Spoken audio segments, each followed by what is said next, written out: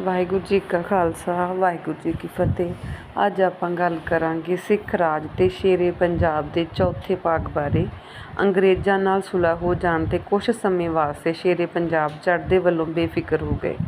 Flour ਦਾ ਕਿਲ੍ਹਾ ਪੱਕਾ ਕਰਕੇ ਦੀਵਾਨ ਮੁਹਕਮ ਚੰਦ ਨੂੰ ਉੱਥੋਂ ਦਾ ਕਿਲ੍ਹੇਦਾਰ ਨਿਯੁਕਤ ਕਰ ਦਿੱਤਾ। ਹੁਣ ਬਾਕੀ ਪੰਜਾਬ ਉੱਤੇ ਪੂਰਨ ਰਾਜ ਕਾਇਮ ਕਰਨ ਦਾ ਮਨ ਬਣਾ ਲਿਆ। ਨੇਪਾਲੀ ਜਰਨੈਲ ਅਮਰ ਸਿੰਘ ਥਾਪਾ ਕਿਲ੍ਹੇ ਕਾਂਗੜੇ ਨੂੰ ਘੇਰੀ ਵਾਈ ਬੈਠਾ ਸੀ। ਰਾਜਾ ਸੰਸਾਰ ਚੰਦ ਬੁਰੀ ਤਰ੍ਹਾਂ ਉਸ ਦੇ ਘੇਰੇ ਵਿੱਚ ਫਸੇ ਹੋਏ ਸਨ। ਉਹਨਾਂ ਨੇ ਆਪਣੇ ਛੋਟੇ ਭਰਾ ਫਤਿਹ ਚੰਦ ਨੂੰ ਮਹਾਰਾਜੇ ਦੇ ਕੋਲ ਮਦਦ ਵਾਸਤੇ ਭੇਜਿਆ। ਇਸ ਸਹਾਇਤਾ ਬਦਲੇ ਸੰਸਾਰ ਚੰਦ ਨੇ ਕਾਂਗੜੇ ਦਾ ਕਿਲ੍ਹਾ ਦੇਣਾ ਮੰਨ ਲਿਆ। ਮਹਾਰਾਜਾ ਰਣਜੀਤ ਸਿੰਘ ਮਾਈ ਸਦਾ ਕੌਰ ਨੂੰ ਨਾਲ ਲੈ ਕੇ 28 ਮਈ ਨੂੰ ਪਠਾਨਕੋਟ ਪਹੁੰਚੇ। ਇੱਥੋਂ ਭਾਰੀ ਫੌਜ ਇਕੱਠੀ ਕਰਕੇ ਮਹਾਰਾਜਾ ਜਵਾਲਾਮੁਖੀ ਰਾਹੀਂ ਕਾਂਗੜੇ ਜਾ ਪੁੱਜਾ। ਰਾਹ ਵਿੱਚ ਸੰਸਾਰ ਚੰਦ ਦਾ ਲੜਕਾ ਅਨਰੋਧ ਚੰਦ ਮਹਾਰਾਜੇ ਦੇ ਸਵਾਗਤ ਵਾਸਤੇ ਅੱਗੋਂ ਜਾ ਮਿਲਿਆ। ਗੋਰਖੇ ਤੇ ਸਿੱਖ ਕਾਂਗੜੇ ਦੇ ਕਿਲ੍ਹੇ ਸਾਹਮਣੇ ਦੋਹੀਂ ਪਾਸੇ ਮੋਰਚੀ ਮੱਲ ਬੈਠੇ ਸਨ। ਮਹਾਰਾਜੇ ਨੇ ਗੋਰਖਿਆਂ ਦਾ ਟਾਕਰਾ ਕਰਨ ਵਾਸਤੇ ਸੰਸਾਰ ਚੰਦ ਤੋਂ ਕਿਲ੍ਹਾ ਕਾਂਗੜੇ ਦਾ ਕਬਜ਼ਾ ਮੰਗ ਲਿਆ। ਸੰਸਾਰ ਚੰਦ ਬਚਨ ਤੋਂ ਡੋਲ ਗਿਆ ਸੀ। ਉਹ ਕਿਲ੍ਹਾ ਦੇਣ ਤੋਂ ਟਾਲ ਮਟੋਲ ਕਰਨ ਲੱਗਾ। ਮਹਾਰਾਜੇ ਨੇ ਉਸ ਦਾ ਲੜਕਾ ਅਨਰੋਧ ਚੰਦ ਕੈਦ ਕਰ ਲਿਆ। ਕੁਝ ਛੋਟੀਆਂ ਮੋਟੀਆਂ ਲੜਾਈਆਂ ਹੋਈਆਂ। 24 ਅਗਸਤ 1809 ਈਸਵੀ ਨੂੰ ਮਹਾਰਾਜੇ ਨੇ ਚਾਰੇ ਪਾਸਿਓਂ ਹੱਲਾ ਕਰਕੇ ਕਿਲ੍ਹੇ ਕਾਂਗੜੇ 'ਤੇ ਕਬਜ਼ਾ ਕਰ ਲਿਆ। ਇਸ ਲੜਾਈ ਵਿੱਚ ਗੋਰਖਿਆਂ ਦਾ ਬੜਾ ਨੁਕਸਾਨ ਹੋਇਆ। ਇੱਥੋਂ ਨੱਸ ਕੇ ਉਹ ਕਿਲ੍ਹਾ ਮਲਾਕਰਾ ਵਿੱਚ ਜਾ ਲੁਕੇ। ਸਿੱਖ ਫੌਜਾਂ ਨੇ ਉੱਥੇ ਵੀ ਜਾ ਕੇ ਧਾਵਾ ਬੋਲ ਦਿੱਤਾ। ਹਾਰ ਤੇ ਹਾਰ ਖਾਂਦੇ ਗੋਰਖੇ ਸਤਲੁਜ ਪਾਰ ਹੋ ਗਏ। ਇਸ ਜਿੱਤ ਨਾਲ ਸਾਰੇ ਪਹਾੜੀ ਰਾਜੇ ਸ਼ੇਰੇ ਪੰਜਾਬ ਦੇ ਅਧੀਨ ਹੋ ਗਏ। ਇਸ ਲੜਾਈ ਵਿੱਚ ਗੋਰਖੇ ਜਰਨੈਲ ਨੇ ਅੰਗਰੇਜ਼ੀ ਜਨਰਲ ਆਰਟਰ ਲੋਨੀ ਤੋਂ ਮਦਦ ਮੰਗ ਲਈ।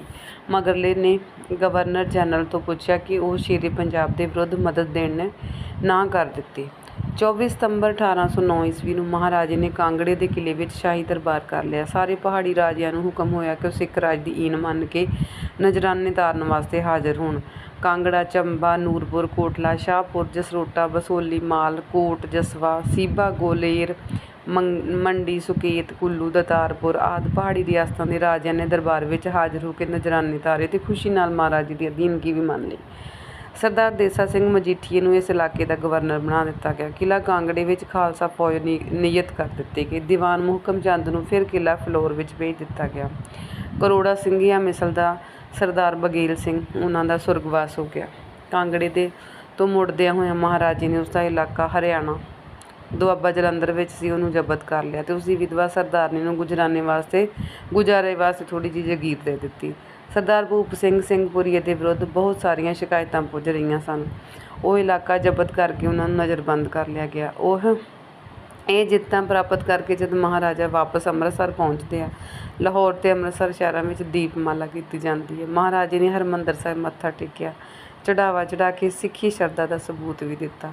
ਇਸੇ ਸਾਲ ਮਹਾਰਾਜੇ ਨੇ ਆਪਣੀ ਫੌਜ ਨੂੰ ਅੰਗਰੇਜ਼ੀ ਢੰਗ ਦੀ ਟ੍ਰੇਨਿੰਗ ਸਿਖਾਉਣ ਦਾ ਅੱਗੇ ਨਾਲੋਂ ਚੰਗਾ ਪ੍ਰਬੰਧ ਕਰ ਲਿਆ। ਇਸ ਕੰਮ ਵਾਸਤੇ ਅੰਗਰੇਜ਼ੀ ਫੌਜ ਵਿੱਚੋਂ ਹਟ ਕੇ ਆਏ ਯੋਗ ਅਫਸਰਾਂ ਨੂੰ ਵਧੇਰੇ ਤਨਖਾਹਾਂ ਦੇਣੀਆਂ ਕਰਕੇ ਰੱਖ ਲਿਆ। ਇਸ ਲਈ ਅਸੀਂ ਉੱਪਰ ਲਿਖ ਆਏ ਹਾਂ ਕਿ ਮਹਾਰਾਜੇ ਨੇ ਸਤਲੁਜ ਦੇ ਸੱਜੇ ਹੱਥਲੇ ਸਾਰੇ ਪੰਜਾਬ ਉੱਤੇ ਪੱਕੀ ਤਰ੍ਹਾਂ ਰਾਜ ਸਥਾਪਤ ਕਰਨ ਦਾ ਇਰਾਦਾ ਕਰ ਲਿਆ ਸੀ। ਕਾਂਗੜੇ ਤੋਂ ਆਉਂਦਿਆਂ ਹੀ ਉਸਨੇ ਪੱਛਮ ਉੱਤਰ ਵੱਲ ਚੜ੍ਹਾਈ ਕੀਤੀ। ਵਜ਼ੀਰਾਬਾਦ ਜੋਧ ਸਿੰਘ ਚਲਾਣਾ ਕਰ ਗਿਆ। ਜਨਵਰੀ 1810 ਨੂੰ ਮਹਾਰਾਜਾ ਵਜ਼ੀਰਾਬਾਦ ਜਾ ਪਹੁੰਚੇ। ਜੋਧ ਸਿੰਘ ਦੇ ਪੁੱਤਰ ਗੰਡਾ ਸਿੰਘ ਨੇ ਮਹਾਰਾਜੇ ਦੀ ਅਧੀਨਗੀ ਪ੍ਰਵਾਨ ਕਰ ਲਈ ਤੇ 1 ਲੱਖ ਨਜ਼ਰਾਨਾ ਵੀ ਦੇ ਦਿੱਤਾ। ਮਹਾਰਾਜੇ ਨੇ ਉਸਦਾ ਬੜਾ ਆਦਰ ਕੀਤਾ, ਕੀਮਤੀ ਸਰੂਪਾ ਬਖਸ਼ਿਆ ਤੇ ਉਸਦੇ ਪਿਤਾ ਦੀ ਥਾਂ ਉਸਨੂੰ ਸਰਦਾਰ ਬਣਾ ਦਿੱਤਾ। ਸਰਦਾਰ ਸਾਹਿਬ ਸਿੰਘ ਭੰਗੀ ਹਾਕਮ ਗੁਜਰਾਤ ਭਾਵੇਂ ਕਈ ਵਾਰੀ ਨਜ਼ਰਾਨਾ ਤਾਰ ਚੁੱਕਾ ਸੀ, ਪਰ ਅਮਲੀ ਤੌਰ 'ਤੇ ਉਹ ਆਪਣੇ ਇਲਾਕੇ ਵਿੱਚ ਖੁਦ ਮੁਖਤਿਆਰੀ ਬਣਿਆ ਬੈਠਾ ਸੀ। ਉਹਦਾ ਆਪਣੇ ਲੜਕੇ ਗੁਲਾਬ ਸਿੰਘ ਨਾਲ ਝਗੜਾ ਚੱਲ ਰਿਹਾ ਸੀ। ਸਮਾਂ ਤਾੜ ਕੇ ਮਹਾਰਾਜੇ ਨੇ ਚਨਾਹ ਟੱਪੀ ਤੇ ਉਹਨਾਂ ਦੇ ਇਲਾਕੇ ਉੱਤੇ ਜਾ ਪਏ। ਸਰਦਾਰ ਸਾਹਿਬ ਸਿੰਘ ਬਿਨਾਂ ਟਾਕਰੇ ਕੀਤੇ ਹੀ ਡਰਦਾ ਪਹਾੜਾਂ ਨੂੰ ਨੱਸ ਗਿਆ। ਮਹਾਰਾਜੇ ਦਾ ਸਾਹਿਬ ਸਿੰਘ ਦੇ ਸਾਰੇ ਇਲਾਕੇ ਉੱਤੇ ਕਬਜ਼ਾ ਹੋ ਗਿਆ। ਗੁਜਰਾਤ, ਜਲਾਲਪੁਰ, ਇਸਲਾਮਗੜ੍ਹ ਆਦਿ ਕਿਲ੍ਹੇ ਮਹਾਰਾਜੇ ਦੇ ਹੱਥ ਵਿੱਚ ਆ ਗਏ। ਗੁਜਰਾਤ ਦਾ ਗਵਰਨਰ ਫਕੀਰ ਨੂਰਉਦੀਨ ਨੂੰ ਬਣਾਇਆ ਗਿਆ। ਇੱਥੋਂ ਅੱਗੇ ਹੋ ਕੇ ਮਹਾਰਾਜੇ ਨੇ ਖੁਸ਼ਾਬ ਉੱਤੇ ਧਾਵਾ ਬੋਲਿਆ। ਉੱਥੋਂ ਦਾ ਹਾਕਮ ਜਾਫਰ ਖਾਂ ਬਲੋਚ ਖੁਸ਼ਾਬ ਛੱਡ ਕੇ ਕਿਲ੍ਹਾ ਕਸ਼ ਵਿੱਚ ਜਾ ਕੇ ਭੱਜ ਗਿਆ। ਮਹਾਰਾਜੇ ਨੇ ਕਿਲ੍ਹਾ ਕਸ਼ ਨੂੰ ਵੀ ਘੇਰਾ ਪਾ ਲਿਆ। ਕਈ ਦਿਨ ਲੜਾਈ ਹੁੰਦੀ ਰਹੀ। ਪਿੱਛੋਂ ਜਾਫਰ ਖਾਂ ਨੇ ਈਨ ਮੰਨ ਕੇ ਕਿਲ੍ਹਾ ਖਾਲੀ ਕਰ ਦਿੱਤਾ। ਉਸ ਨੂੰ ਗੁਜ਼ਾਰੇ ਜੋਗੀ ਜਗੀਰ ਦੇ ਕੇ ਮਹਾਰਾਜੇ ਨੇ ਖੁਸ਼ਾਬ ਵਿੱਚ ਰਹਿਣ ਦੀ ਆਗਿਆ ਦੇ ਦਿੱਤੀ। ਸ਼ਾਹੀਵਾਲ ਦੇ ਹਾਕਮ ਫਤਿਹ ਖਾਂ ਬਲੋਚ ਨੇ ਕਈ ਸਾਲ ਤੋਂ ਖਰਾਜ ਹੀ ਨਹੀਂ ਤਾਰਿਆ ਸੀ। ਮਹਾਰਾਜਾ ਉਸ ਵੱਲ ਵਧਿਆ। ਉਹ ਅੱਗੋਂ ਟਾਕਰੇ ਲਈ ਤਿਆਰ ਹੋ ਗਿਆ। ਬੜੀ ਸਖਤ ਲੜਾਈ ਹੋਈ। 10 ਫਰਵਰੀ 1810 ਨੂੰ ਸ਼ਾਹੀਵਾਲ ਫਤਿਹ ਹੋ ਗਿਆ। ਫਤਿਹ ਖਾਂ ਕੈਦ ਕੀਤਾ ਗਿਆ, ਕਿਲ੍ਹੇ ਕਾਂਗੜੇ ਵਿੱਚ ਭੇਜ ਦਿੱਤਾ ਗਿਆ। ਉਹਦਾ ਇਲਾਕਾ ਜ਼ਬਤ ਕਰ ਲਿਆ ਗਿਆ। ਲੱਗਦੇ ਹੱਥ ਇਲਾਕਾ ਉੱਚ ਤੇ ਸਈਅਦ ਤੋਂ ਵੀ ਨਜ਼ਰਾਨੇ ਲੈ ਲਏ। ਇਹ ਘਟਨਾਵਾਂ ਫਰਵਰੀ 1810 ਦੀਆਂ ਹਨ। ਮਹਾਰਾਜਾ ਖੁਸ਼ਹਾਬ ਵਿੱਚ ਹੀ ਸੀ ਜੇ ਖਬਰ ਮਿਲੀ ਕਿ ਸ਼ਾਹ ਸ਼ੁਜਾ ਕਾਬਲ ਦਾ ਬਾਦਸ਼ਾਹ ਜਿਹੜਾ ਸੀ ਉਸ ਤੋਂ ਮਦਦ ਲੈਣ ਵਾਸਤੇ ਆ ਰਿਹਾ ਸੀ। ਅਫਗਾਨਿਸਤਾਨ ਵਿੱਚ ਕਈ ਸਾਲ ਤੋਂ ਖਾਨ ਜੰਗੀ ਬਾਜ਼ਾਰ ਗਰਮ ਸੀ। ਸ਼ਾਹ ਜਮਾਨ ਨੂੰ ਉਸਦੇ ਭਰਾ ਸ਼ਾਹ ਮਹਿਮੂਦ ਨੇ ਤਖ਼ਤ ਤੋਂ ਲਾ ਕੇ ਅੰਨਾ ਕਰ ਦਿੱਤਾ ਸੀ। ਉਹਨਾਂ ਦੇ ਤੀਜੇ ਭਰਾ ਸ਼ਾਹ ਸ਼ੁਜਾ ਨੇ ਸ਼ਾਹ ਮਹਿਮੂਦ ਤੋਂ ਤਖ਼ਤ ਤੋਂ ਉਤਾਰ ਕੇ ਕੈਦ ਕਰ ਲਿਆ। ਫਤਿਹ ਖਾਂ ਬਰਕਜ਼ਈ ਨੇ ਸ਼ਾਹ ਸ਼ੁਜਾ ਨੂੰ ਤਖ਼ਤ ਤੋਂ ਉਤਾਰ ਦਿੱਤਾ। ਸ਼ਾਹ ਮਹਿਮੂਦ ਨੂੰ ਕੈਦ ਵਿੱਚੋਂ ਕੱਢ ਕੇ ਤਖ਼ਤ 'ਤੇ ਬਿਠਾਇਆ ਗਿਆ। ਸ਼ਾਹ ਸ਼ੁਜਾ ਜਾਨ ਬਚਾ ਕੇ ਪੰਜਾਬ ਵੱਲ ਆ ਗਿਆ। ਉਹ ਫਰਵਰੀ 1810 ਨੂੰ ਖੁਸ਼ਹਾਬ ਵਿੱਚ ਮਹਾਰਾਜੇ ਨੂੰ ਮਿਲਿਆ। ਮਹਾਰਾਜੇ ਨੇ ਉਸਦੀ ਬੜੀ ਇੱਜ਼ਤ ਕੀਤੀ। 1240 ਰੁਪਏ ਉਸ ਨੂੰ ਰੋਟੀ ਵਾਸਤੇ ਦਿੱਤੇ ਗਏ। ਇੱਥੋਂ ਰਾਵਲਪਿੰਡੀ ਸ਼ਾਹ ਜਮਾਨ ਨੂੰ ਜਾ ਮਿਲਿਆ। ਫਿਰ ਥੋੜ੍ਹੀ ਜਿਹੀ ਬਹੁਤ ਫੌਜ ਇਕੱਠੀ ਕੀਤੀ। ਉਸਨੇ 20 ਮਾਰਚ ਨੂੰ ਪਿਸ਼ਾਵਰ ਪਹੁੰਚ ਗਿਆ। ਖੁਸ਼ਹਾਬ ਵਿੱਚ ਭਾਰੀ ਫੌਜ ਇਕੱਠੀ ਕਰਕੇ ਮਹਾਰਾਜੇ ਨੇ ਚੌਥੀ ਵਾਰ ਮੁਲਤਾਨ 'ਤੇ ਚੜ੍ਹਾਈ ਕੀਤੀ। ਰਾਹ ਵਿੱਚ ਲਈਆਂ ਤੇ ਫੱਕਰ ਹਾਕਮ ਮੁਹੰਮਦ ਖਾਂ ਤੋਂ 1,20,000 ਨਜ਼ਰਾਨਾ ਲਿਆ। ਨਵਾਬ ਬਹਾਵਲਪੁਰ ਸਾਦਿਕ ਮੁਹੰਮਦ ਖਾਂ 1,00,000 ਨਜ਼ਰਾਨਾ ਤੇ 500 ਅਸਵਾਰ ਮਹਾਰਾਜੇ ਦੀ ਸੇਵਾ ਵਿੱਚ ਭੇਜੇ। 24 ਫਰਵਰੀ 1810 ਨੂੰ ਖਾਲਸਾ ਫੌਜ ਮੁਲਤਾਨ ਪਹੁੰਚ ਗਈ। ਇਸ ਵਾਰ ਨਵਾਬ ਮੁਲਤਾਨ ਮੁਜ਼ੱਫਰ ਖਾਂ ਟਾਕਰੇ ਲਈ ਪੂਰੀ ਤਿਆਰੀ ਕਰਕੇ ਬੈਠਾ ਸੀ। ਜਦ ਉਸਨੇ ਪਿਛਲਾ ਖਰਾਜ ਮੰਗਿਆ ਤਾਂ ਉਹ ਅੱਗੋਂ ਲੜਾਈ ਲਈ ਤਿਆਰ ਹੋ ਗਿਆ। ਸਰਦਾਰ ਨਿਹਾਲ ਸਿੰਘ ਅਟਾਰੀ, ਅਤਰ ਸਿੰਘ ਧਾਰੀ, ਸਰਦਾਰ ਹਰੀ ਸਿੰਘ ਨਲਵਾ ਆਦਿ ਨੇ 25 ਫਰਵਰੀ ਨੂੰ ਸ਼ਹਿਰ ਉੱਤੇ ਧਾਵਾ ਬੋਲਤਾ। ਸਾਰਾ ਦਿਨ ਬੜੀ ਕਹਿਰ ਦੀ ਲੜਾਈ ਹੋਈ। ਮਹਾਰਾਜਾ ਆਪ ਘੋੜੇ 'ਤੇ ਸਵਾਰ ਹੋ ਕੇ ਸਾਰਾ ਦਿਨ ਲੜਾਈ ਵਿੱਚ ਫਿਰਦਾ ਰਿਹਾ। ਆਪਣੀ ਫੌਜ ਦਾ ਹੌਸਲਾ ਵਧਾਉਂਦਾ ਰਿਹਾ। ਅੰਤ ਸ਼ਾਮ ਹੁੰਦਿਆਂ ਸੈਂਕੜੇ ਜਵਾਨਾਂ ਦੀ ਬਲੀ ਦੇ ਕੇ ਸਿੱਖਾਂ ਨੇ ਸ਼ਹਿਰ ਉੱਤੇ ਕਬਜ਼ਾ ਕਰ ਲਿਆ। ਪਠਾਨ ਪਿੰਡ ਵਿੱਚੋਂ ਹਾਰ ਕੇ ਕਿਲ੍ਹੇ ਵਿੱਚ ਜਾ ਬੰਦ ਹੋਏ। ਅਗਲੇ ਦਿਨ ਤੋਂ ਖਾਲਸਾ ਫੌਜ ਨੇ ਕਿਲ੍ਹੇ ਨੂੰ ਘੇਰਾ ਪਾ ਲਿਆ। ਗੋਰੇ ਬਰਸਾਉਣੇ ਸ਼ੁਰੂ ਕਰ ਦਿੱਤੇ। ਇਸ ਘੇਰੇ ਵਿੱਚ ਨਵਾਬ ਮੁਜ਼ੱਫਰ ਖਾਂ ਨੇ ਅੰਗਰੇਜ਼ਾਂ ਤੋਂ ਮਹਾਰਾਜੇ ਦੇ ਵਿਰੁੱਧ ਸਹਾਇਤਾ ਮੰਗ ਲਈ। ਬੇਨਤੀ ਕੀਤੀ ਕਿ ਮੁਲਤਾਨ ਨੂੰ ਅੰਗਰੇਜ਼ ਆਪਣੇ ਰਾਖੀ ਵਿੱਚ ਲੈ ਲੈਣ, ਪਰ ਅੰਗਰੇਜ਼ੀ ਸਰਕਾਰ ਨੇ ਇਸ ਕੰਮ ਤੋਂ ਨਾਂਹ ਕਰ ਦਿੱਤੀ। ਉਧਰ ਸਿੱਖਾਂ ਨੇ ਭੰਗੀਆਂ ਵਾਲੀ ਤੋਪ ਮੰਗਾ ਕੇ ਕਿਲ੍ਹੇ ਦੀਆਂ ਕੰਧਾਂ ਹਿਲਾਉਣੀਆਂ ਸ਼ੁਰੂ ਕਰ ਦਿੱਤੀਆਂ।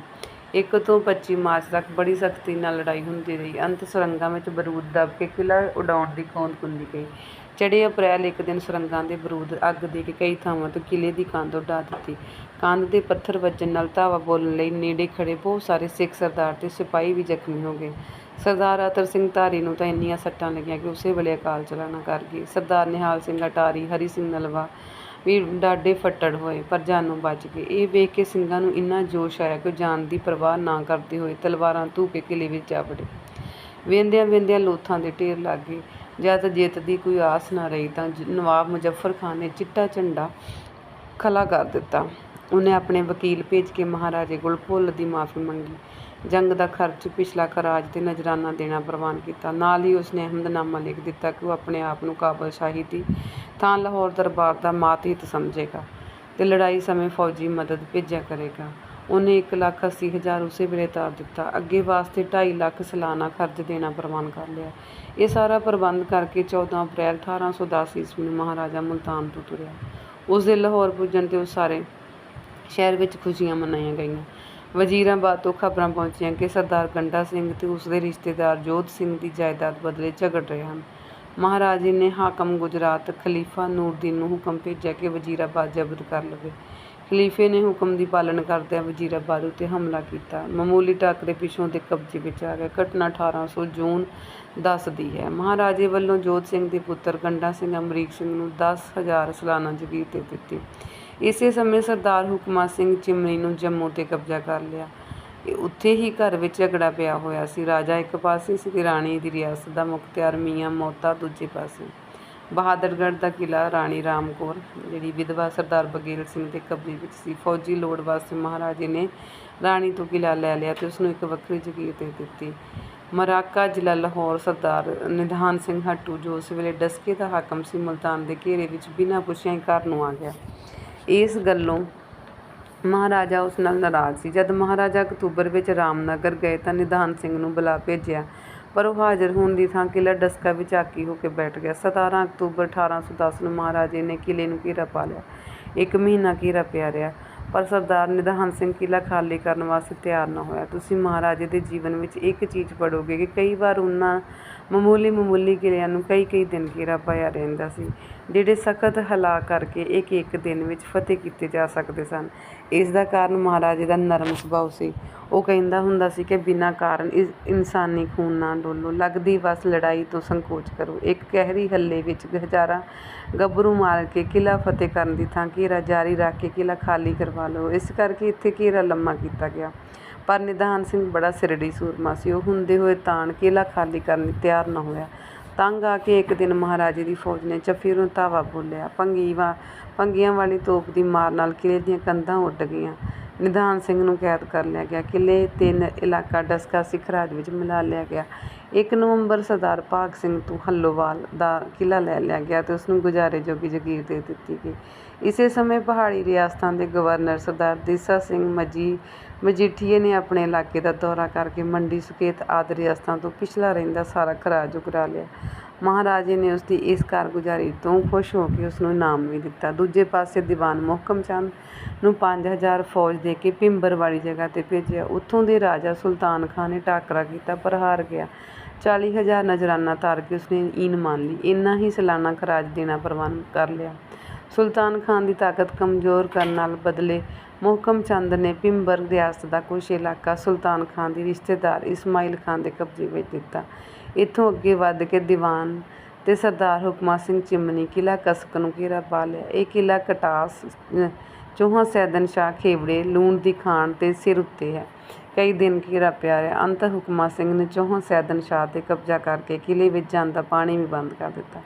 ਇਸ ਤਰ੍ਹਾਂ ਦਸੰਬਰ 1810 ਈਸਵੀ ਵਿੱਚ ਕਿਲ੍ਹਾ ਖਾਲੀ ਹੋਇਆ। ਕਿਲ੍ਹੇ ਉੱਤੇ ਮਹਾਰਾਜੇ ਦੀਆਂ ਫੌਜਾਂ ਨੇ ਕਬਜ਼ਾ ਕਰ ਲਿਆ।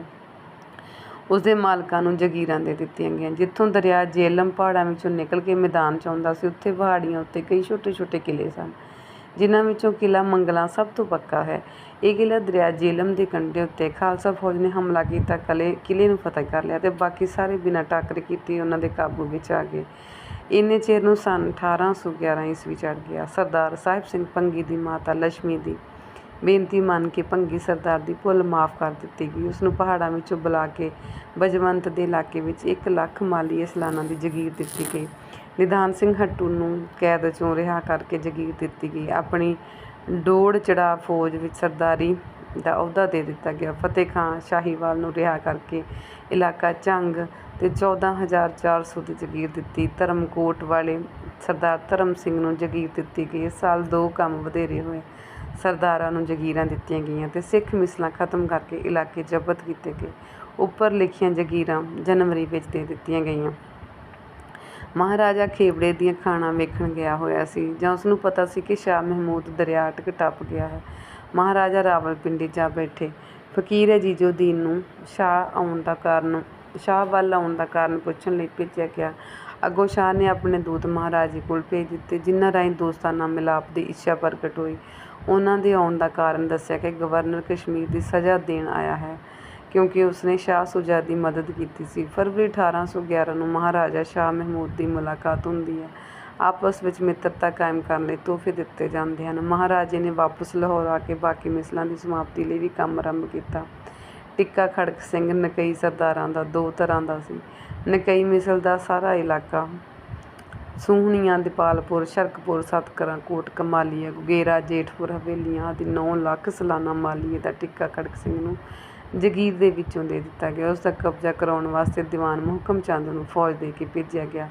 ਦੀਵਾਨ ਨੇ ਨਕਈ ਮਿਸਲ ਦਾ ਸਾਰਾ ਇਲਾਕਾ ਜ਼ਬਤ ਕਰ ਲਿਆ। ਇਸ ਤਰ੍ਹਾਂ ਇਸ ਮਿਸਲ ਖਤਮ ਹੋ ਗਈ ਤੇ ਮਿਸਲ ਦੇ ਲੀਡਰ ਕਾਹਨ ਸਿੰਘ ਨੂੰ ਮਹਾਰਾਜੇ ਨੇ 20,000 ਦੀ ਜਗੀਰ ਦੇ ਦਿੱਤੀ ਗਈ। ਇਸ ਸਮੇਂ 1811 ਈਸਵੀ ਸਰਦਾਰ ਦੇਸਾ ਸਿੰਘ ਮਜੀਠੀਆ ਨੇ ਕਿਲ੍ਹਾ ਕੋਟਲਾ ਮੱਲ ਲਿਆ। ਮਹਾਰਾਜੇ ਨੇ ਖੁਸ਼ ਹੋ ਕੇ ਉੱਥੇ ਦੇਸਾ ਸਿੰਘ ਨੂੰ 7,000 ਦੀ ਜਗੀਰ ਦੇ ਦਿੱਤੀ। ਸਰਦਾਰ ਬੁੱਧ ਸਿੰਘ ਮਿਸਲ ਸਿੰਘਪੁਰੀਆ ਦੇ ਇਲਾਕੇ ਦਰਿਆ ਸਤਲੁਜ ਦੋਹਾਂ ਪਾਸੇ ਸਨ। ਇਸ ਵਾਸਤੇ ਉਹ ਮਹਾਰਾਜੇ ਨੂੰ ਆਪਣਾ ਪੂਰਾ ਮਾਲਕ ਨਹੀਂ ਮੰਨਦਾ ਸੀ। ਉਹਨੂੰ ਲਾਹੌਰ ਦਰਬਾਰ ਵਿੱਚ ਹਾਜ਼ਰ ਹੋਣ ਵਾਸਤੇ ਹੁਕਮ ਭੇਜਿਆ ਗਿਆ, ਮਗਰ ਉਸਨੇ ਆਉਣੋਂ ਨਾ ਕਰ ਦਿੱਤੀ। ਗੁੱਸੇ ਵਿੱਚ ਮਹਾਰਾਜੇ ਨੇ ਮੋਹਕਮ ਚੰਦ ਨੂੰ ਹੁਕਮ ਭੇਜਿਆ ਕਿ ਬੁੱਧ ਸਿੰਘ ਨੂੰ ਇਸ ਪਾਸੇ ਵੱਲ ਦੇ ਸਾਰੇ ਇਲਾਕੇ ਉਹਦੇ ਜ਼ਬਤ ਕੀਤੇ ਜਾਣ। ਮੋਹਕਮ ਚੰਦ ਨੇ ਜੋਤ ਸਿੰਘ ਰਾਮਗੜੀਏ ਤੇ ਫਤਿਹ ਸਿੰਘ ਆਹਲੂਵਾਲੀਆ ਨੂੰ ਨਾਲ ਲੈ ਕੇ ਸਤੰਬਰ ਵਿੱਚ ਜਲੰਧਰ ਉੱਤੇ ਹਮਲਾ ਕਰ ਦਿੱਤਾ।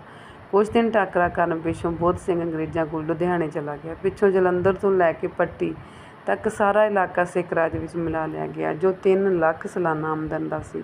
ਇਸ ਬਹਾਦਰੀ ਬਦਲੇ ਮਹਾਰਾਜੇ ਨੇ ਮੁਹਕਮ ਚੰਦ ਨੂੰ ਦੀਵਾਨ ਦੀ ਪਦਵੀ, ਕੀਮਤੀ ਸਰੂਪਾ, ਹੀਰਿਆਂ ਜੜੀ ਤਲਵਾਰ ਤੇ ਸੁਨਹਿਰੀ ਹੁੰਦੇ ਵਾਲਾ ਹਾਥੀ ਵੀ ਬਖਸ਼ਿਆ ਸੀ। ਕਨ੍ਹੱਈਆ ਮਿਸਲ ਦਾ ਬਹੁਤ ਸਾਰਾ ਇਲਾਕਾ ਮਾਈ ਸਦਾ ਕੌਰ ਦੇ ਕਬਜ਼ੇ ਵਿੱਚ ਸੀ, ਪਰ ਦੁਆਬਾ, ਜਲੰਧਰ, ਮੁਕੇਰੀਆਂ ਦੇ ਇਲਾਕੇ, ਹਾਜੀਪੁਰ, ਸੋਹੀਆਂ ਜੈ ਸਿੰਘ ਕਨ੍ਹੱਈਏ ਦੇ ਦੂਜੇ 2 ਲੜਕੇ ਨਿਧਾਨ ਸਿੰਘ ਤੇ ਭਾਗ ਸਿੰਘ ਦੇ ਕਬਜ਼ੇ ਵਿੱਚ ਸੀ। ਉਹਨਾਂ ਦਾ ਪ੍ਰਬੰਧ ਬਹੁਤ ਭੈੜਾ ਸੀ। ਪ੍ਰਜਾ ਤੰਗ ਸੀ। ਮਹਾਰਾਜੇ ਨੇ ਫੌਜ ਭੇਜ ਕੇ ਉਹਨਾਂ ਦੋਹਾਂ ਦੇ ਇਲਾਕੇ ਜ਼ਬਤ ਕਰ ਲਏ। ਉਹਨਾਂ ਨੂੰ ਗੁਜ਼ਾਰੇ ਲਈ ਜਗੀਰ ਦੇ ਦਿੱਤੀ। ਜਿਸ ਤੋਂ ਵੀ ਮਹਾਰਾਜੇ ਨੇ ਕੋਈ ਕਿਲ੍ਹਾ ਜਾਂ ਇਲਾਕਾ ਖੋਇਆ, ਉਸਨੂੰ ਗੁਜ਼ਾਰੇ ਜੋਗੀ ਜਗੀਰ ਜ਼ਰੂਰ ਦਿੱਤੀ। ਇਸੇ ਸਾਲ 1811 ਨੂੰ ਜਮਾਂਦਾਰ ਖੁਸ਼ਹਾਲ ਸਿੰਘ ਡਿਊਢੀ ਵਾਲਾ ਬਣਾ ਦਿੱਤਾ ਗਿਆ। ਇਹ ਪਿੰਡ ਇਕਰੀ, ਜ਼ਿਲ੍ਹਾ ਮੇਰਠ, ਪਰਗਣਾ ਸਰਦਨਾ ਦੇ ਦੁਕਾਨਦਾਰ ਹਰਗੋਬਿੰਦ ਗੌੜ ਬ੍ਰਾਹਮਣ ਦਾ ਪੁੱਤਰ ਸੀ। ਇਹ 1807 ਵਿੱਚ ਧੌਂਕਲ ਸਿੰਘ ਵਾਲੀ ਰੈਜੀਮੈਂਟ ਵਿੱਚ 5 ਰੁਪਏ ਮਹੀਨੇ 'ਤੇ ਸਿਪਾਹੀ ਵਿੱਚ ਭਰਤੀ ਹੋਇਆ ਸੀ। ਸਹਿਜੇ ਸਹਿਜੇ ਤਰੱਕੀ ਕਰਕੇ ਮਹਾਰਾਜੇ ਦੀ ਖਾਸ ਸਰੀਰਕ ਰੱਖਿਅਕ ਫੌਜ ਵਿੱਚ ਆ ਗਿਆ। ਮਹਾਰਾਜੇ ਨੂੰ ਖੁਸ਼ ਕਰਨ ਦੇ ਬਦਲੇ ਇਹ ਅੰਮ੍ਰਿਤ ਛਕ ਕੇ ਖੁਸ਼ਹਾਲ ਰਾਮ ਤੋਂ ਖੁਸ਼ਹਾਲ ਸਿੰਘ ਬਣ ਗਿਆ। 1811 ਵਿੱਚ ਮਹਾਰਾਜੇ ਨੇ ਇਸ ਨੂੰ ਜਮਾਂਦਾਰ ਦੀ ਪਦਵੀ ਦੇ ਕੇ ਡਿਊਢੀ ਵਾਲਾ ਬਣਾ ਦਿੱਤਾ। ਘਰ ਦਾ ਸਾਰਾ ਪ੍ਰਬੰਧ ਇਹਦੇ ਹੱਥ ਵਿੱਚ ਹੋ ਗਿਆ। ਇਹ ਮਹਾਰਾਜੇ ਨੂੰ ਜੰਗੀ ਖਬਰਾਂ ਪੜ੍ਹ ਕੇ ਸੁਣਾਉਂਦਾ ਸੀ। ਜਿਸ ਨੇ ਮਹਾਰਾਜੇ ਨਾਲ ਮੁਲਾਕਾਤ ਕਰਨੀ ਹੁੰਦੀ ਸੀ, ਡਿਊਢੀ ਵਾਲੇ ਰਾਹੀਂ ਹੁੰਦੀ ਸੀ। ਇਸ ਵਾਸਤੇ ਇਹਦਾ ਅਹੁਦਾ ਸਿੱਖ ਰਾਜ ਵਿੱਚ ਬੜੀ ਇੱਜ਼ਤ ਵਾਲਾ ਮੰਨਿਆ ਜਾਂਦਾ ਹੈ। 1811 ਵਿੱਚ ਕਾਬਲ ਦਾ ਤਖ਼ਤੋਂ ਲੱਥਾ ਬਾਦਸ਼ਾਹ ਸ਼ਾਹ ਜ਼ਮਾਨ ਮਹਾਰਾਜੇ ਨੂੰ ਰਾਵਲਪਿੰਡੀ ਮਿਲਿਆ। ਮਹਾਰਾਜੇ ਨੇ ਉਸ ਦੀ ਬੜੀ ਇੱਜ਼ਤ ਕੀਤੀ, ਲਾਹੌਰ ਵਿੱਚ ਰਹਿਣ ਵਾਸਤੇ ਕਿਹਾ। ਮਹਾਰਾਜਾ ਵਾਪਸ ਲਾਹੌਰ ਆ ਗਿਆ। ਨਵੰਬਰ 1811 ਨੂੰ ਸ਼ਾਹ ਜ਼ਮਾਨ ਵੀ ਲਾਹੌਰ ਆ ਗਿਆ। ਮਹਾਰਾਜੇ ਵੱਲੋਂ ਉਸ ਦੀ ਪੂਰੀ ਆਓ ਭਗਤ ਕੀਤੀ ਗਈ ਤੇ ਗੁਜ਼ਾਰੇ ਲਈ ਰੋਜ਼ੀਨਾ ਨਿਯੁਕਤ ਕੀਤਾ ਗਿਆ। ਸੰਨ 1812 ਦੇ ਵਿੱਚ ਚੜ੍ਹਦਿਆਂ ਹੀ ਸ਼ਹਿਜ਼ਾਦਾ ਖੜਕ ਸਿੰਘ ਦੇ ਵਿਆਹ ਦੀ ਤਿਆਰੀ ਹੋਣ ਲੱਗ ਪਈ। ਪੰਜਾਬ ਭਰ ਦੇ ਸਰਦਾਰਾਂ, ਨਵਾਬ ਮੁਲਤਾਨ, ਬਹਾਵਲਪੁਰ, ਅਮੀਰ ਕਾਬਲ, ਕਸ਼ਮੀਰ, ਪਹਾੜੀ ਹਿੰਦੂ ਰਾਜਿਆਂ, ਮਾਲਵੇ ਦੇ ਰਾਜਿਆਂ ਸਰਕਾਰ ਅੰਗਰੇਜ਼ੀ ਨੂੰ ਵਿਆਹ ਉੱਤੇ ਆਉਣ ਵਾਸਤੇ ਗੰਢਾਂ ਘੱਲੀਆਂ ਗਈਆਂ। ਸਾਰੀ ਫੌਜ ਤੇ ਅਫਸਰਾਂ ਲਈ ਵਧੀਆ ਵਰਦੀਆਂ ਤਿਆਰ ਕੀਤੀਆਂ ਗਈਆਂ। ਮਹਾਰਾਜੇ ਵੱਲੋਂ ਇਸ ਸ਼ੁਭ ਕੰਮ ਲਈ ਪਾਣੀ ਵਾਂਗ ਪੈਸਾ ਵੀ ਵਾਇਆ ਗਿਆ। ਵਿਆਹ ਉੱਤੇ ਜੰਝ ਵਿੱਚ ਸ਼ਾਮਲ ਹੋਣ ਲਈ ਅੰਗਰੇਜ਼ਾਂ ਵੱਲੋਂ ਕਰਨਲ ਡੇਵਿਡ, ਡਾਕਟਰ ਲੋਨੀ, ਰਾਜਾ ਜੀਂਦ, ਰਾਜਾ ਨਾਭਾ, ਰਾਜਾ ਲਾਲ ਸਿੰਘ ਕੈਥਲ ਆਪ ਆਏ। ਕਾਬਲ, ਕਸ਼ਮੀਰ, ਮੁਲਤਾਨ, ਬਹਾਵਲਪੁਰ, ਮਾਣੇਕਰਾਂ ਦੇ ਰਾਜਦੂਤ ਵੀ ਹਾਜ਼ਰ ਹੋਏ। ਰਾਜਾ ਸੰਸਾਰ ਚੰਦ ਬਾਕੀ ਪਹਾੜੀ ਰਾਜਿਆਂ ਸਣੇ ਆਇਆ। ਪੰਜਾਬ ਦੇ ਸਾਰੇ ਨਾਮਵਰ ਸਰਦਾਰ ਹਾਜ਼ਰ ਹੋਏ ਤੇ ਸ਼ਹਿਰ ਲਾਹੌਰ ਤੇ ਅੰਮ੍ਰਿਤਸਰ ਦੇ ਸਭ ਪਤਵੰਤੇ ਸ਼ਾਮਲ ਹੋਏ। ਨਿਉਂਦਰਾ ਪਿਆ ਗਿਆ। ਚੜ੍ਹੇ ਫਰਵਰੀ ਬੜੀ ਸੱਜ ਤੱਜ ਜੰਝ ਸਰਦਾਰ ਜੈਮਲ ਸਿੰਘ ਕਨ੍ਹੱਈਆ ਦੇ ਘਰ ਫਤਿਹਗੜ੍ਹ, ਜ਼ਿਲ੍ਹਾ ਗੁਰਦਾਸਪੁਰ ਢੁੱਕੀ। ਕਨ੍ਹੱਈਆ ਸਰਦਾਰ ਦੇ ਜੰਝੀਆਂ ਦੀ ਸ਼ਾਨ ਦੇ ਮੁਤਾਬਕ ਉਹਨਾਂ ਦੀ ਸੇਵਾ ਵੀ ਕੀਤੀ ਗਈ। 50,000 ਰੁਪਏ ਉਹਨਾਂ ਮਿਲਣੀ ਉੱਤੇ ਮਹਾਰਾਜੇ ਨੂੰ ਭੇਟ ਕੀਤੇ। ਜਿੰਨੇ ਦਿਨ ਜੰਝ ਰਹੀ 15,000 ਰੋਜ਼ ਜੰਝ ਦੀ ਰੋਟੀ ਵਾਸਤੇ ਜਾਂਦਾ ਰਿਹਾ। 6 ਫਰਵਰੀ 1812 ਨੂੰ ਸਾਹਿਬਜ਼ਾਦਾ ਖੜਕ ਸਿੰਘ ਦਾ ਸਰਦਾਰ ਜੈਮਲ ਸਿੰਘ ਦੀ ਲੜਕੀ ਬੀਬੀ ਚੰਦ ਕੌਰ ਦੇ ਨਾਲ ਆਨੰਦ ਕਾਰਜ ਹੁੰਦਾ ਹੈ। ਵਿਦਾਇਗੀ ਸਮੇਂ ਸਰਦਾਰ ਜੈਮਲ ਸਿੰਘ ਨੇ ਲੱਖਾਂ ਰੁਪਏ ਦਾਜ, ਦੁਸ਼ਾਲੇ, ਹੀਰੇ, ਘੋੜੇ, ਹਾਥੀ ਦਿੱਤੇ। ਵਾਪਸੀ ਉੱਤੇ ਮਹਾਰਾਜੇ ਨੇ ਹਰਿਮੰਦਰ ਸਾਹਿਬ ਅੰਮ੍ਰਿਤਸਰ ਮੱਥਾ ਵੀ ਟੇਕਿਆ, ਭੇਟਾ ਚੜ੍ਹਾਈ, ਗਰੀਬਾਂ ਨੂੰ ਦਾਨ ਦਿੱਤਾ। ਮੈਕਗੂਗਰ ਲਿਖਦਾ ਹੈ ਕਿ ਮਹਾਰਾਜੇ ਨੇ ਲਗਭਗ 2 ਲੱਖ ਰੁਪਏ ਦਾਨ ਵੀ ਕੀਤੇ। ਇੱਥੇ ਖੁਸ਼ੀ ਦੇ ਵਾਜੇ ਵਜਾਉਂਦੀ ਜੰਝ ਵਾਪਸ ਲਾਹੌਰ ਪਹੁੰਚਦੀ ਹੈ। ਇਸੇ ਸਮੇਂ ਲਾਹੌਰ ਦੇ ਬਾਦਸ਼ਾਹੀ ਕਿਲ੍ਹੇ ਨੂੰ ਸ਼ਾਹੀ ਮਸਜਿਦ ਨਾਲ ਮਿਲਾਇਆ ਗਿਆ। ਡਾਕਟਰ ਲੋਨੀ ਨੇ ਲਾਹੌਰ ਦਾ ਕਿਲ੍ਹਾ ਅੰਦਰੋਂ ਵੇਖਣ ਦੀ ਇੱਛਾ ਪ੍ਰਗਟ ਕੀਤੀ। ਮਹਾਰਾਜਾ ਮੰਨ ਗਿਆ, ਮਗਰ ਉਸ ਦੇ ਸੈਨਾਪਤੀ ਦੀਵਾਨ ਮੁਹਕਮ ਚੰਦ ਨੇ ਇਸ ਗੱਲ ਦੀ ਸਖਤ ਵਿਰੋਧਤਾ ਕੀਤੀ। ਕਹਿੰਦੇ ਕਿ ਉਹ ਨੰਗੀ ਤਲਵਾਰ ਲੈ ਕੇ ਕਿਲ੍ਹੇ ਦੇ ਦਰਵਾਜ਼ੇ ਵਿੱਚ ਖਲੋ ਗਿਆ ਤੇ ਗਰਜ ਕੇ ਕਹਿਣ ਲੱਗਾ ਕਿ ਸਿੱਖ ਰਾਜ ਦੀ ਭਲਾਈ ਨੂੰ ਮੁੱਖ ਰੱਖਦਿਆਂ ਹੋਇਆ ਕਿਸੇ ਵਿਦੇਸ਼ੀ ਨੂੰ ਕਿਲ੍ਹੇ ਦੇ ਅੰਦਰ ਨਹੀਂ ਜਾਣ ਦਿੱਤਾ ਜਾਵੇਗਾ। ਇਸ ਤਰ੍ਹਾਂ ਡਾਕਟਰ ਲੋਨੀ ਦੀ ਕਿਲ੍ਹਾ ਵੇਖਣ ਦੀ ਰੀਝ ਪੂਰੀ ਨਾ ਹੋਈ। ਜਦ ਮਹਾਰਾਜਾ ਵਿਆਹ ਵਿੱਚ ਰੁੱਝਾ ਹੋਇਆ ਸੀ, ਉਦੋਂ ਰਾਜਾ ਸੁਲਤਾਨ ਖਾਂ ਭਿੱਬਰ ਨੇ ਇਸਮਾਈਲ ਖਾਨ ਨੂੰ ਕਤਲ ਵੀ ਕਰ ਦਿੱਤਾ ਗਿਆ ਸੀ। ਇਹ ਖਬਰ ਸੁਣ ਕੇ ਸੁਲਤਾਨ ਖਾਨ ਨੂੰ ਸੋਧਣ ਵਾਸਤੇ ਮਹਾਰਾਜੇ ਨੇ ਭਾਈ ਰਾਮ ਸਿੰਘ ਤੇ ਸਰਦਾਰ ਖੜਕ ਸਿੰਘ ਨੂੰ ਫੌਜ ਦੇ ਕੇ ਭੇਜਿਆ। ਪਹਿਲੀ ਟੱਕਰ ਵਿੱਚ ਸਿੱਖ ਫੌਜ ਦਾ ਕੁਝ ਨੁਕਸਾਨ ਹੋਇਆ। ਇੰਨੇ ਨੂੰ ਮੁਹਕਮ ਚੰਦ ਫੌਜ ਲੈ ਕੇ ਪਹੁੰਚ ਗਿਆ। ਖਾਲਸਾ ਫੌਜ ਨੇ ਕਿਲ੍ਹਾ ਫਤਿਹ ਕਰਕੇ ਕਬਜ਼ੇ ਵਿੱਚ ਲੈ ਲਿਆ। ਰਾਜਾ ਸੁਲਤਾਨ ਖਾਨ ਨੂੰ ਫੜ ਕੇ ਲਾਹੌਰ 'ਚ ਲੈ ਆਂਦਾ ਗਿਆ। ਇਸ ਤਰ੍ਹਾਂ ਭਿੰਬਰ ਦਾ ਸਾਰਾ ਇਲਾਕਾ ਸਿੱਖ ਰਾਜ ਵਿੱਚ ਮਿਲਾ ਲਿਆ ਗਿਆ ਤੇ ਲੱਗਦੇ ਹੱਥ ਜੰਮੂ ਤੇ ਅਖਨੂਰ ਜ਼ਬਤ ਕਰਕੇ ਸ਼ਹਿਜ਼ਾਦੀ ਨੂੰ ਜਗੀਰ ਵਜੋਂ ਦੇ ਦਿੱਤੇ ਗਏ। ਰਜੌੜੀ ਜ਼ਬਤ ਤਾਂ ਨਾ ਕੀਤਾ ਗਿਆ, ਪਰ ਉਸ ਤੋਂ ਖਰਾਜ ਜ਼ਰੂਰ ਵਸੂਲਿਆ ਗਿਆ। ਇਸੇ ਸਾਲ ਸਰਦਾਰ ਦਾਲ ਸਿੰਘ ਨੇ ਮਿੱਠਾ ਟਿਵਾਣਾ, ਉੱਚ ਬਹਾਵਲਪੁਰ ਤੇ ਮੁਲਤਾਨ ਤੋਂ ਖਰਾਜ ਵੀ ਲਿਆ। ਵਾਪਸ ਮੁੜਦਿਆਂ ਹੋਇਆ ਰਾਹ ਵਿਚਲੇ ਸਭ ਜ਼ਿਮੀਂਦਾਰਾਂ ਤੇ ਸਰਦਾਰਾਂ ਤੋਂ ਨਜ਼ਰਾਨੇ ਲੈਂਦਾ ਹੋਇਆ ਉਹ ਲਾਹੌਰ ਪਹੁੰਚ ਗਿਆ। ਮਹਾਰਾਜੇ ਨੇ ਖੁਸ਼ ਹੋ ਕੇ ਉਸਨੂੰ ਇਨਾਮ ਤੇ ਸਰੋਪਾ ਵੀ ਦਿੱਤਾ। ਗਰਮੀ ਸ਼ੁਰੂ ਹੁੰਦਿਆਂ ਹੋਇਆਂ ਹੀ 1812 ਵਿੱਚ ਮਹਾਰਾਜਾ ਦੀਨਾਨਗਰ ਜਾ ਬੈਠੇ। ਸਰਦਾਰ ਦੇਸਾ ਸਿੰਘ ਮਜੀਠੀਏ ਤੇ ਦੀਵਾਨ ਮੁਹਕਮ ਚੰਦ ਨੇ ਪਹਾੜੀ ਰਾਜਿਆਂ ਤੋਂ ਬਾਕੀ ਰਹਿੰਦਿਆਂ ਖਰਾਜ ਉਗਰਾਇਆ। ਰਾਜਾ ਨੂਰਪੁਰ ਤੋਂ 40,000 ਤੇ ਮੰਡੀ ਸੁਕੇਤ ਕੁੱਲੂ ਆਦਿ ਤੋਂ 1,90,000 ਵਸੂਲ ਕੀਤਾ।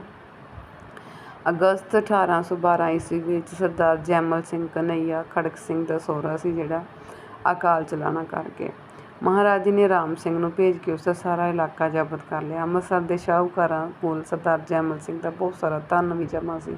ਉਹ ਸਾਰਾ ਲਾਹੌਰ ਦਰਬਾਰ ਵਾਸਤੇ ਉਗਰਾਇਆ ਗਿਆ। 3 ਮਹੀਨੇ ਪਿੱਛੋਂ ਸਰਦਾਰ ਜੈਮਲ ਸਿੰਘ ਦੇ ਘਰ ਲੜਕਾ ਹੋਇਆ ਤਾਂ ਮਹਾਰਾਜੇ ਨੇ ਉਸ ਦੇ ਨਾਂ 15,000 ਸਾਲਾਨਾ ਜਗੀਰ ਲਾ ਦਿੱਤੀ। ਮਾਰਚ 1810 ਨੂੰ ਸ਼ਾਹ ਸੁਜਾ ਨੇ ਪੇਸ਼ਾਵਰ ਉੱਤੇ ਕਬਜ਼ਾ ਕਰ ਲਿਆ। 1812 ਵਿੱਚ ਜਹਾਂਦਰ ਖਾਂ ਨਾਜ਼ਮ ਅਟਕ ਨੇ ਸ਼ਾਹ ਸੁਜਾ ਨੂੰ ਕੈਦ ਕਰਕੇ ਆਪਣੇ ਭਰਾ ਅਤਾ ਮੁਹੰਮਦ ਖਾਂ ਨੂੰ ਕਸ਼ਮੀਰ ਦਾ ਗਵਰਨਰ ਬਣਾ ਦਿੱਤਾ ਤੇ ਉੱਥੇ ਮੁਹਕਮ ਚੰਦ ਦੇ ਪਹੁੰਚਣ ਤੱਕ ਕੈਦ ਵੀ ਰਿਹਾ। ਸਤੰਬਰ 1812 ਨੂੰ ਸ਼ਾਹ ਜਮਾਨ ਆਪਣਾ ਤੇ ਸ਼ਾਹ ਸੁਜਾ ਦਾ ਪਰਿਵਾਰ ਨਾਲ ਲੈ ਕੇ ਲਾਹੌਰ ਆ ਗਿਆ। ਮਹਾਰਾਜੇ ਨੇ ਉਹਨਾਂ ਦੇ ਰਹਿਣ ਵਾਸਤੇ ਗੁਜ਼ਾਰੇ ਵਾਸਤੇ ਰੁਝੀਨਾ ਲਾ ਦਿੱਤਾ। ਇਸ ਵੇਲੇ ਇਹ ਖਬਰ ਲਾਹੌਰ ਪਹੁੰਚੀ ਕਿ ਸ਼ਾਹ ਮਹਿਮੂਦ ਤੇ ਵਜ਼ੀਰ ਫਤਿਹ ਖਾਂ ਕਸ਼ਮੀਰ ਫਤਿਹ ਕਰਨ ਵਾਸਤੇ ਆ ਗਏ। ਇਹ ਸੁਣ ਕੇ ਸ਼ਾਹ ਸੁਜਾ ਦੀ ਬੇਗਮ ਵਫਾ ਬੇਗਮ ਘਬਰਾ ਗਈ। ਉਹ ਜਾਣਦੀ ਸੀ ਕਿ ਜੇ ਸ਼ੁਜਾ ਫਤਿਹ ਖਾਂ ਕਾਬੂ ਆ ਗਿਆ ਤਾਂ ਉਸਦਾ ਕੀ ਅੰਤ ਹੋਵੇਗਾ। ਉਹਨੇ ਫਕੀਰ ਅਜੀਜ਼ੁਦੀਨ ਰਾਹੀਂ ਮਹਾਰਾਜੇ ਕੋਲ ਬੇਨਤੀ ਕੀਤੀ ਕਿ ਜੇ ਮਹਾਰਾਜਾ ਸ਼ਾਹ ਸੁਜਾ ਨੂੰ ਕੈਦ ਵਿੱਚੋਂ ਛੁਡਾ ਲਿਆਉਣ ਤਾਂ ਉਹਦੇ ਲਾਹੌਰ ਪਹੁੰਚਣ ਉੱਤੇ ਬੇਗਮ ਕੋਹਿਨੂਰ ਹੀਰਾ ਮਹਾਰਾਜੇ ਨੂੰ ਦੇ ਦੇਵੇਗੀ। ਵਜ਼ੀਰ ਫਤਿਹ ਖਾਂ ਵਕੀਲ ਗੁੱਦੜ ਮੱਲ ਮਹਾਰਾਜੇ ਕੋਲ ਮਦਦ ਵਾਸਤੇ ਚਲੇ ਜਾਂਦੇ। ਮਹਾਰਾਜੇ ਨੇ ਇਕਰਾਰ ਕੀਤਾ ਕਿ ਕੁਝ ਸ਼ਰਤਾਂ ਉੱਤੇ ਕਸ਼ਮੀਰ ਫਤਿਹ ਕਰਨ ਵਾਸਤੇ ਮਦਦ ਦੇਣ ਲਈ ਤਿਆਰ ਹੈ। ਇਸ ਹੌਸਲੇ ਉੱਤੇ ਵਜ਼ੀਰ ਫਤਿਹ ਖਾਂ ਅਫਗਾਨੀ ਫੌਜ ਲੈ ਕੇ ਨਵੰਬਰ 1812 ਨੂੰ ਦਰਿਆ ਅਟਕ ਟੱਪਿਆ। 1 ਦਸੰਬਰ ਰੋਹਤਾਸ ਫਤਿਹ ਖਾਂ ਮਹਾਰਾਜੇ ਨਾਲ ਮੁਲਾਕਾਤ ਕੀਤੀ। ਵਜ਼ੀਰ ਨੇ ਕਸ਼ਮੀਰ ਵਿੱਚੋਂ ਲੁੱਟ ਤੇ ਮਾਲ ਵਿੱਚੋਂ ਤੀਜਾ ਹਿੱਸਾ ਮਹਾਰਾਜੇ ਨੂੰ ਦੇਣਾ ਮੰਨਿਆ। ਮਹਾਰਾਜੇ ਨੇ 12,000 ਖਾਲਸਾ ਫੌਜ ਤੇ ਦੀਵਾਨ ਮੁਹਕਮ ਚੰਦ ਨੂੰ ਵਜ਼ੀਰ ਦੀ ਮਦਦ ਤੇ ਭੇਜਿਆ। ਦੋਵੇਂ ਫੌਜਾਂ ਜੇਹਲਮ ਤੋਂ ਇਕੱਠੀਆਂ ਤੁਰੀਆਂ ਆਈਆਂ। ਜਦ ਪੀਰ ਪੰਚਾਲ ਪਹੁੰਚੀਆਂ, ਸਰਦੀ ਦਾ ਮੌਸਮ ਹੋਣ ਕਰਕੇ ਉੱਥੇ ਸਖਤ ਬਰਫ਼ ਪੈ ਗਈ। ਸਿੱਖ ਵਧੇਰੇ ਠੰਡ ਸਹਾਰਨ ਦੇ ਆਦੀ ਨਹੀਂ ਸਨ। ਖਾਲਸਾ ਫੌਜ ਦੇ 200 ਸਿਪਾਹੀ ਸਰਦੀ ਨਾਲ ਮਰ ਵੀ ਗਏ। ਸਿੱਖਾਂ ਦੇ ਚੱਲਣ ਵਿੱਚ ਵੀ ਰੁਕਾਵਟ ਪੈ ਗਈ। ਵਜ਼ੀਰ ਫਤਿਹ ਖਾਂ ਸਿੱਖਾਂ ਦੀ ਮਦਦ ਕੇਵਲ ਇਸ ਵਾਸਤੇ ਹਾਸਲ ਕੀਤੀ ਕਿ ਜੇ ਮਹਾਰਾਜੇ ਨੇ ਵਿਰੋਧਤਾ ਕੀਤੀ ਤਾਂ ਉਹ ਕਸ਼ਮੀਰ ਫਤਿਹ ਨਹੀਂ ਕਰ ਸਕੇਗਾ। ਹੁਣ ਉਹ ਚਾਹੁੰਦਾ ਸੀ ਕਿ ਕਿਵੇਂ ਇਕੱਲਾ ਹੀ ਕਸ਼ਮੀਰ ਫਤਿਹ ਕਰਕੇ ਸਭ ਕੁਝ ਸੰਭਾਲ ਲਵੇ। ਮੁਹਕਮ ਚੰਦ ਨੂੰ ਦੱਸੇ ਬਿਨਾਂ ਉਹ ਫੌਜ ਲੈ ਕੇ ਤੁਰ ਪਿਆ। ਮੁਹਕਮ ਚੰਦ ਇਸ ਚਾਲ ਨੂੰ ਸਮਝ ਗਿਆ। ਉਸਨੇ ਰਜੌੜੀ ਦੇ ਹਾਕਮ 2,500 ਦੀ ਜਗੀਰ ਲੈ ਕੇ 2,500 ਦੀ ਜਗੀਰ ਦੇਣ ਦਾ ਇਕਰਾਰ ਕੀਤਾ ਜੇ ਉਹ ਕਿਸੇ ਸਿੱਧੇ ਰਾਹੀਂ ਖਾਲਸਾ ਫੌਜ ਨੂੰ ਵਜ਼ੀਰ ਤੋਂ ਪਹਿਲਾਂ ਕਸ਼ਮੀਰ ਵਿੱਚ ਲੈ ਚੱਲੇ। ਇਸ ਚਾਲ ਵਿੱਚ ਦੀਵਾਨ ਕਾਮਯਾਬ ਹੋ ਗਿਆ। ਖਾਲਸਾ ਫੌਜ ਪਠਾਣਾ ਤੋਂ ਪਹਿਲਾਂ ਹੀ ਵਾਦੀ ਕਸ਼ਮੀਰ ਵਿੱਚ ਪਹੁੰਚ ਗਈ। ਅੱਗੇ ਗਵਰਨਰ ਕਸ਼ਮੀਰ ਅਤਾ ਮੁਹੰਮਦ ਖਾਂ ਕਿਲ੍ਹਾ ਸ਼ੇਰਗੜ੍ਹ ਵਿੱਚ ਟਾਕਰੇ ਲਈ ਤਿਆਰ ਕਰੀ ਬੈਠਾ ਸੀ।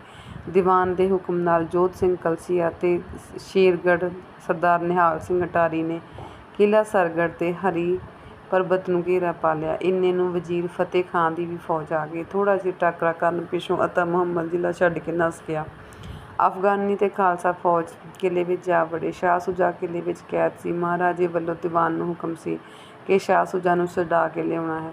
ਸਾਡਾ ਇਹ ਮੁੱਖ ਮੰਤਵ ਹੈ। ਕਿਲ੍ਹੇ ਵਿੱਚ ਵੜਦਿਆਂ ਹੀ ਅਫਗਾਨ ਫੌਜਾਂ ਲੁੱਟਮਾਰ ਕਰਨ ਲੱਗੀਆਂ ਤੇ ਖਾਲਸਾ ਫੌਜਾਂ ਸ਼ਾਹ ਸੁਜਾ ਦੀ ਭਾਲ ਵਿੱਚ। ਦੋਵੇਂ ਧਿਰਾਂ ਆਪੋ ਆਪਣੇ ਵਿੱਚ ਕਾਮਯਾਬ ਹੋਈਆਂ।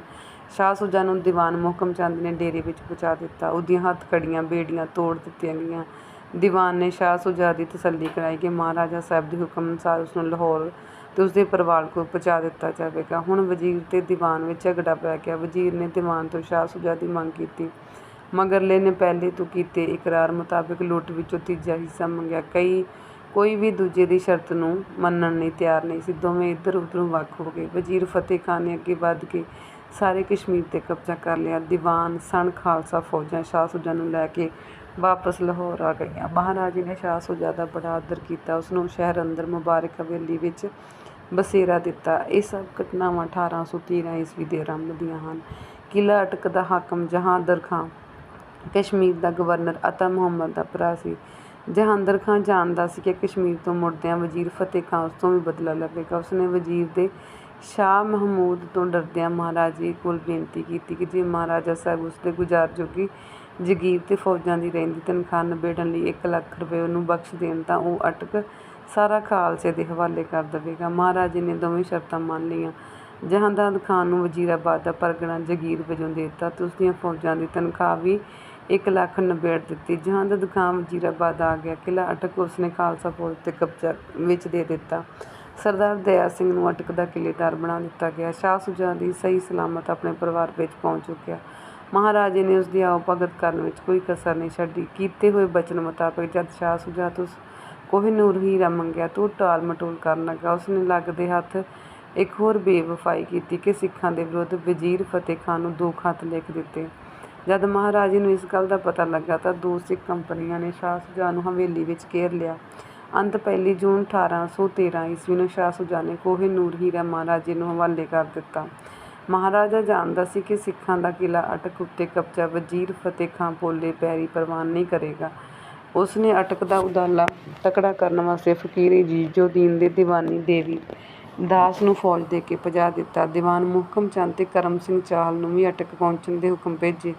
ਅਟਕ ਉੱਤੇ ਸਿੱਖਾਂ ਦੇ ਕਬਜ਼ੇ ਦੀ ਖ਼ਬਰ ਸੁਣ ਕੇ ਫਤਿਹ ਖਾਂ ਨੂੰ ਮਿਲੀ ਤਾਂ ਉਹ ਕਸ਼ਮੀਰ ਦਾ ਗਵਰਨਰ ਆਪਣੇ ਭਰਾ ਅਜ਼ੀਮ ਖਾਨ ਨੂੰ ਥਾਪ ਕੇ ਅਟਕ ਉੱਤੇ ਹਮਲਾ ਕਰਨ ਲਈ ਵਧਿਆ। ਭੁੱਖ ਧਮਤੋੜ ਰਾਹੀਂ ਵਜ਼ੀਰ ਪਿਸ਼ਾਵਰ ਪਹੁੰਚਿਆ।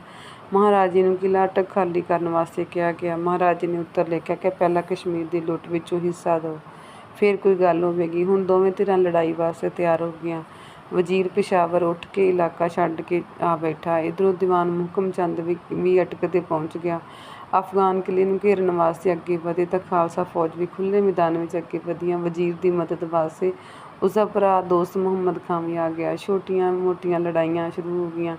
ਇਸ ਤਰ੍ਹਾਂ 3 ਕੁ ਮਹੀਨੇ ਲੰਘ ਗਏ। ਅੰਤ 13 ਜੁਲਾਈ ਤੱਕ ਹਜਰੋ ਦੇ ਮੁਕਾਮ ਉੱਤੇ ਵੱਡੀ ਲੜਾਈ ਹੋਈ, ਜਿਸ ਵਿੱਚ ਹਜ਼ਾਰਾਂ ਪਠਾਨ ਮਾਰੇ ਗਏ ਤੇ ਸਿੱਖਾਂ ਤੇ ਅਫਗਾਨਾਂ ਦੀ ਪਹਿਲੀ ਲੜਾਈ ਹੋਈ ਸੀ, ਜਿਸ ਵਿੱਚ ਅਫਗਾਨ ਬੁਰੀ ਤਰ੍ਹਾਂ ਹਾਰੇ ਸੀ। ਸਿੱਖਾਂ ਦਾ ਪਠਾਨਾਂ ਦੇ ਦਿਲ ਉੱਤੇ ਬੜਾ ਡਰ ਬਹਿ ਗਿਆ। ਫਤਿਹ ਖਾਂ ਉਸਦੀਆਂ ਫੌਜਾਂ ਨੱਸ ਕੇ ਪਿਸ਼ਾਵਰ ਭੱਜ ਗਈਆਂ। ਜ਼ਾਰ ਮੁਹੰਮਦ ਖਾਂ ਪਿਸ਼ਾਵਰ ਦਾ ਗਵਰਨਰ ਛੱਡ ਕੇ ਫਤਿਹ ਖਾਂ ਕਾਬਲ ਪਹੁੰਚ ਗਿਆ। ਖਾਲਸਾ ਫਤਿਹ ਦੇ ਜੈਕਾਰੇ ਛੱਡਦੇ ਵਾਪਸ ਮੁੜ ਗਏ। ਇਸ ਜਿੱਤ ਦੀ ਖੁਸ਼ੀ ਵਿੱਚ ਲਾਹੌਰ ਤੇ ਅੰਮ੍ਰਿਤਸਰ ਵਿੱਚ ਦੀਪਮਾਲਾ ਵੀ ਕੀਤੀ ਗਈ ਸੀ। ਕਿਲ੍ਹਾ ਅਟਕ ਹੋਰ ਪੱਕਾ ਕਰ ਦਿੱਤਾ ਗਿਆ। ਇਲਾਕੇ ਉੱਤੇ ਪੂਰਾ ਕਬਜ਼ਾ ਰੱਖਣ ਵਾਸਤੇ ਕਈ ਹੋਰ ਕਿਲ੍ਹੇ ਕਬਜ਼ੇ ਵਿੱਚ ਲੈ ਲਏ ਗਏ। ਮਹਾਰਾਜੇ ਨੇ ਪੱਕਾ ਮਨ ਬਣਾ ਲਿਆ ਕਿ ਕਸ਼ਮੀਰ ਨੂੰ ਸਿੱਖ ਰਾਜ ਵਿੱਚ ਸ਼ਾਮਲ ਕਰਨਾ ਹੈ। ਕਸ਼ਮੀਰ ਫਤਿਹ ਕਰਨ ਵਾਸਤੇ ਕਿੰਨੀ ਕੁ ਤਿਆਰੀ ਦੀ ਲੋੜ ਹੈ, ਉਹ ਵੀ ਇਹ ਸਮਝਦਾ ਸੀ। ਪਹਿਲਾਂ ਉਸਨੇ ਸਾਰੇ ਉੱਤਰੀ ਪੰਜਾਬ ਦੇ ਹਾਲਾਤ ਅੱਖੀਂ ਵੇਖਣ ਵਾਸਤੇ ਆਪ ਦੌਰਾ ਕੀਤਾ। ਨਾਲ ਹੀ ਸਿੱਖ ਰਾਜ ਦੇ ਸਰਦਾਰਾਂ ਜਗੀਰਦਾਰਾਂ ਨੂੰ ਹੁਕਮ ਹੋਇਆ ਕਿ ਸਣੇ ਫੌਜ ਸਿਆਲਕੋਟ ਇਕੱਠੇ ਹੋਣ। ਅਕਤੂਬਰ 1813 ਨੂੰ ਸ਼ੇਰੇ ਪੰਜਾਬ ਲਾਹੌਰੋਂ ਤੁਰਿਆ। ਅੰਮ੍ਰਿਤਸਰ, ਦੀਨਾਨਗਰ, ਪਠਾਨਕੋਟ, ਕਾਂਗੜਾ ਆਦਿ ਥਾਵਾਂ ਦੀ ਦੇਖਭਾਲ ਕਰਕੇ ਸਿਆਲਕੋਟ ਸਾਹਿਬਜ਼ਾਦਾ ਖੜਕ ਸਿੰਘ ਦੇ ਡੇਰੇ ਜਾ ਪੁੱਜਾ। ਇੱਥੋਂ ਅੱਗੇ ਸਰਦਾਰ ਨਿਹਾਲ ਸਿੰਘ ਅਟਾਰੀ, ਸਰਦਾਰ ਦੇਸ਼ਾ ਸਿੰਘ ਮਜੀਠਾ, ਦੀਵਾਨ ਰਾਮ ਦਿਆਲ, ਹਰੀ ਸਿੰਘ ਨਲਵਾ, ਭਾਈ ਰਾਮ ਸਿੰਘ ਆਦਿ ਜਰਨੈਲ ਇਕੱਠੇ ਹੋਏ ਤੇ ਇੱਥੇ ਸਣੇ ਸਰਦਾਰਾਂ ਸ਼ੇਰੇ ਪੰਜਾਬ ਵਜ਼ੀਰਾਬਾਦ ਗੁਜਰਾਤ ਰਾਹੀਂ ਰੋਹਤਾਸ ਪਹੁੰਚਿਆ। ਇੱਥੇ ਖ਼ਬਰ ਮਿਲੀ ਕਿ ਫਤਿਹ ਖਾਂ ਵਜ਼ਰ ਕਾਬਲ ਮੁਲਤਾਨ ਫਤਿਹ ਕਰਨ ਵਾਸਤੇ ਕਾਲਾ ਬਾਗ ਤੱਕ ਆ ਗਿਆ ਹੈ। ਡੇਰਾ ਇਸਮਾਈਲ ਖਾਂ ਦਾ ਨਵਾਬ ਸਰ ਬੁਲੰਦ ਖਾਂ, ਡੇਰਾ ਗਾਜੀ ਦਾ ਨਾਜ਼ਮ ਅਬਦੁਲ ਜਬਾਰ ਖਾਂ ਵਜ਼ੀਰ ਦੇ ਨਾਲ ਮਿਲ ਗਏ ਹਨ। ਨਵਾਬ ਮੁਲਤਾਨ ਮੁਜ਼ੱਫਰ ਖਾਂ ਦਾ ਵਕੀਲ ਗੁਲਾਮ ਮੁਹੰਮਦ ਮਹਾਰਾਜੇ ਕੋਲ ਮਦਦ ਵਾਸਤੇ ਪਹੁੰਚਾ। ਮਹਾਰਾਜੇ ਨੇ ਉਸ ਵੇਲੇ ਸ਼ਹਿਜ਼ਾਦਾ ਖੜਕ ਸਿੰਘ ਨੂੰ ਮੁਜ਼ੱਫਰ ਖਾਂ ਦੀ ਮਦਦ ਵਾਸਤੇ ਭੇਜ ਦਿੱਤਾ। ਇਹ ਖ਼ਬਰ ਸੁਣ ਕੇ ਵਜ਼ੀਰ ਫਤਿਹ ਖਾਂ ਉੱਥੋਂ ਹੀ ਵਾਪਸ ਕਾਬਲ ਨੂੰ ਚਲਾ ਗਿਆ। ਦੂਜੇ ਪਾਸੇ ਦੀਵਾਨ ਰਾਮ ਦਿਆਲ ਨੂੰ ਰਜੌੜੀ ਵੱਲ ਰਵਾਨਾ ਕਰ ਦਿੱਤਾ। ਦੀਵਾਨ ਰਜੌੜੀ ਤੱਕ ਗਿਆ।